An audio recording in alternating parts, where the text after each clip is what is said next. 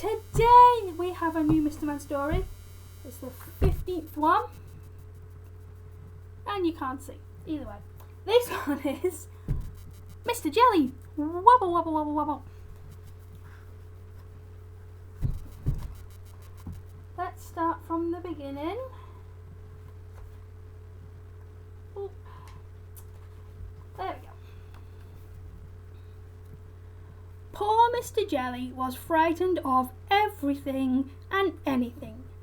At the slightest little thing he would quiver and tremble and shake and turn to jelly. So it's not really surprising to find that Mr. Jelly lives as far away from anybody that he can find, in the middle of a wood, miles and miles from anywhere. This story begins one morning when Mr. Jelly was asleep. It was a beautiful autumn morning. The sun was shining, the leaves on the trees had turned to a glorious red, and the wind stirred gently in the treetops.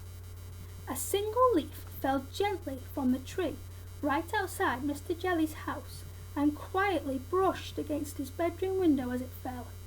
Mr. Jelly awoke with a start.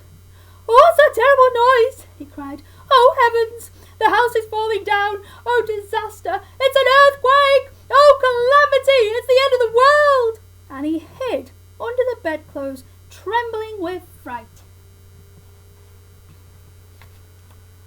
After an hour, by which time he realised that his house wasn't falling down, and there wasn't an earthquake, and the world wasn't coming to an end, Mr. Jelly peeped out from under the bedclothes. "Phew!" he said. "Thank goodness for that!" And he got up and went downstairs to make his breakfast. A little bump in the bed. Mr. Jelly poured some cornflakes out of a packet onto a plate. Then he poured some milk onto the cornflakes. Then he went to the cupboard to get some sugar. Snap, crackle, pop went the cornflakes in the milk.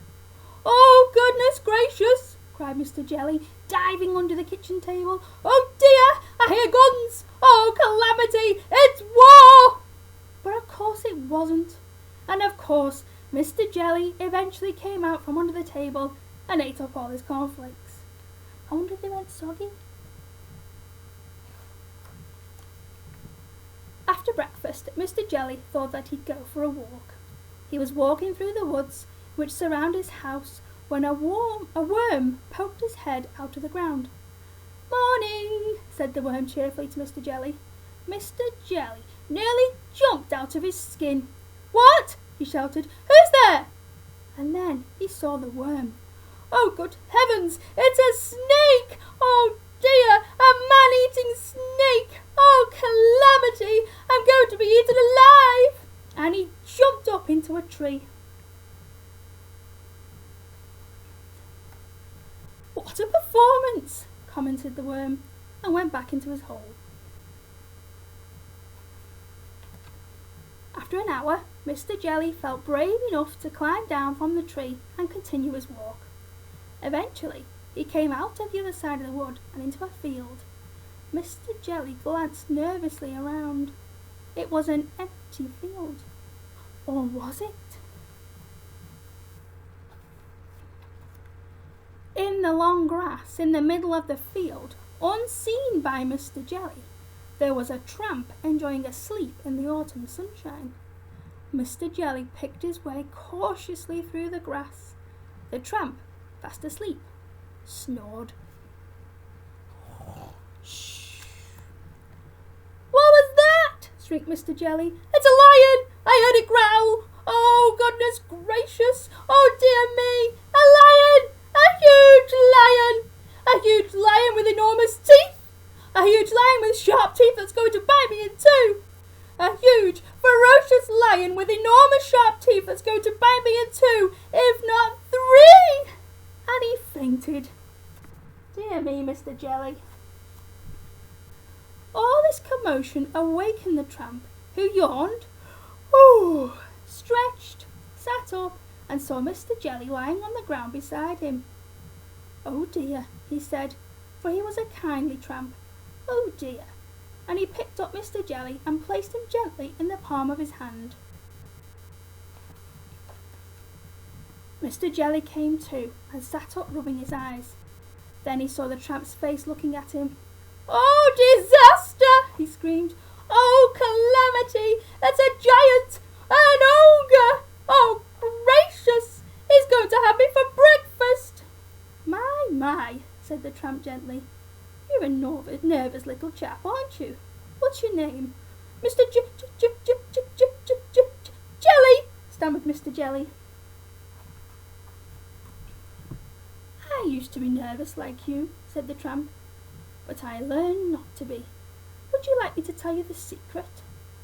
Mr. Jelly quivered and shook and said, "Yes, please."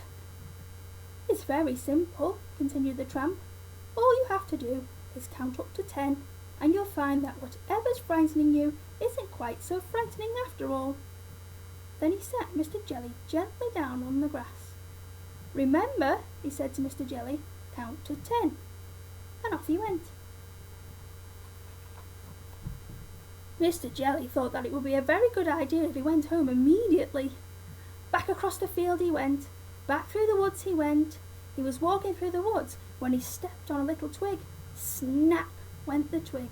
Mr. Jelly jumped twice his own height in terror. "What was that?" he shrieked. "That's terrible snapping noise. It's a tree falling down that's going to crush me to pieces. Oh, calamity! It's a crocodile hiding in the bushes snapping its teeth. Oh, disaster! It's—" And then he stopped. He took a deep breath. 1, 2, 3, 4, 5, 6, 7, 8, 9, 10, he said, and saw that what had gone snap was a twig, a silly old twig. "Phew!" he said. Mr. Jelly had almost reached his house when a leaf drifted gently down from a tree on top of him. "Help! Police! Murder!" he screamed. "I'm being kidnapped! Oh, calamity! It's ruffians with guns! They're going to—" And then he stopped. He took a deep breath. 1, 2, 3, 4, 5, 6, 7, 8, 9, 10. And then he saw what had fallen on him was only a leaf. A stupid red leaf. "It works!" he said out loud in wonderment. And do you know, it did work. After that moment, Mr. Jelly became a changed man. Well, you can see that by looking at him, can't you? And he never shrieks, or shouts, or screams, or quivers, or shakes, or trembles any more. And he never hides under the bedclothes anymore. Well, not very often anyway. Oh, I did like that one, Mr. Jelly. A silly sausage to begin with, wasn't he? So scared of a leaf? A twig? He thought the snoring tramp was a lion going to eat him. And in the end he learned, take a deep breath, count to 10, 1, 2, 3, 4, 5, 6, 7, 8, 9, 10. It's just a leaf. Or something like that. So if you get scared of a few things, deep breath, count to 10, and then you realise it's not really that scary. I hope you enjoyed the story, and I'll read you another one tomorrow. Bye bye.